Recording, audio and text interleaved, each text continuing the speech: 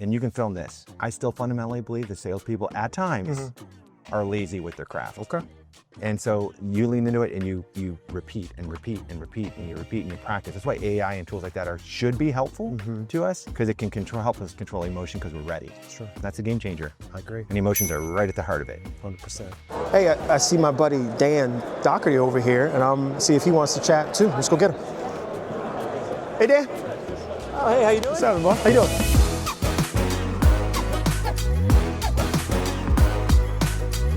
Hey, you want to answer a few questions about giving salespeople more power? For sure. All right, let's rock. Let's do it. All right. All right. Let's go. go. All right.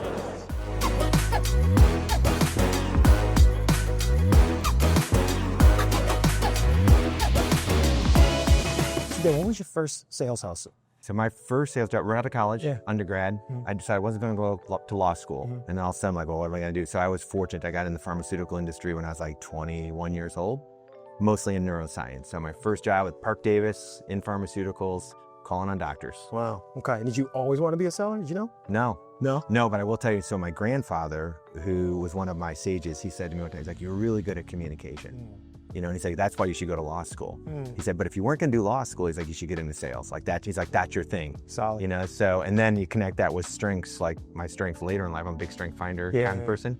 That's like my number 2 strength, so kind of leads into that. So no, I didn't think I would, but I love it. I love it. That's awesome. Yeah. What do you think gives salespeople power? Well, let's just bridge off of where we were. And we were talking about this a little bit earlier. What gives salespeople power, in my view, is that they actually care about the person that they're selling to.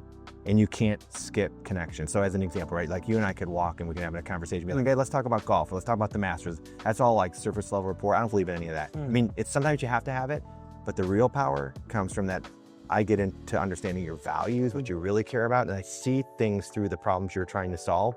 Get that in the right order, then I can talk about, we call it the watches effect. Like then I can talk about my watches, right? But when you get that in reverse, it's just not as good. It's just watches. It's just watches, man. Weird, that's for the whole thing. It's just watches. Don't focus on watches. Yeah, that's it. That makes a lot of sense. Then what's your superpower? Yeah, so I'll say 2. And I'm going to take it back to strengths. Let's take it back to the word that I didn't really know were there. So communication for me.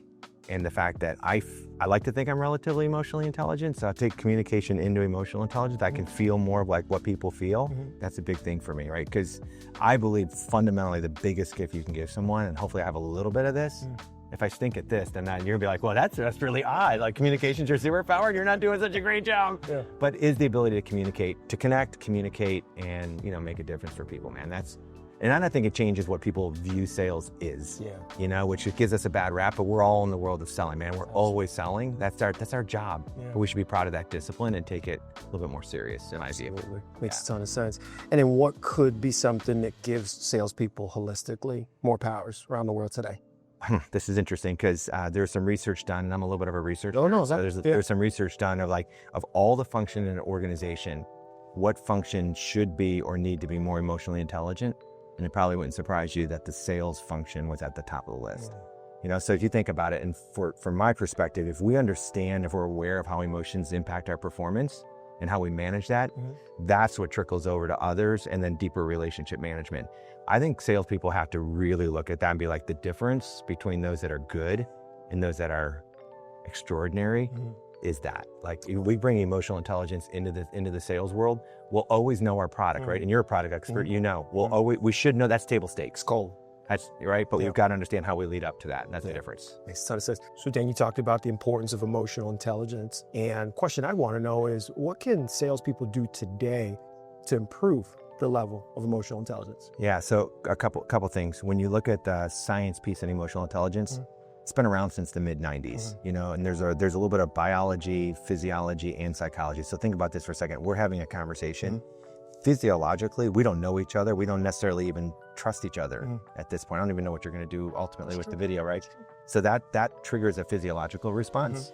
And so the way that we activate that is, first of all, we have to understand that it's there, because emotions are actually the activator of decision-making, not our rational thinking, right? So if salespeople knew, like, if they can control their own emotions, and sales is stressful, and they can get into these types of conversations, they can control it, they're aware of it first, and then it's like, what's my strategies for managing it? So we have to move it's like beyond the textbook. Cause I honestly don't know what people are waiting for. It's like been around for 30 years.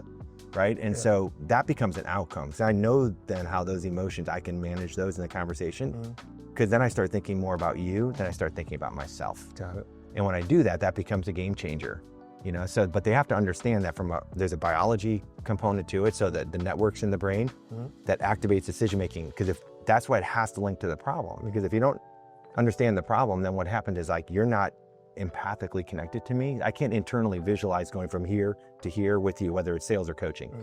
You know, and I think people still look at it too, like, oh, it's a nice to have, like emotional intelligence is so important. I'm like, how much more data do you need, right? In order to say that has to be embedded. And the way you get to it though, is through repetition. And you can film this. I still fundamentally believe the salespeople at times are lazy with their craft. Okay. And so you lean into it and you repeat and repeat and repeat and you repeat and you practice. That's why AI and tools like that should be helpful to us, because it can help us control emotion because we're ready. Sure. You know, and then it allows us to turn the lens and think more about you than I'm thinking about myself. That's a game changer. I agree. And emotions are right at the heart of it. 100%. Nice. Yeah. How do people find you if they want to get a hold of you? Yeah, if you want to get a hold of us, then go to braintrustgrowth.com.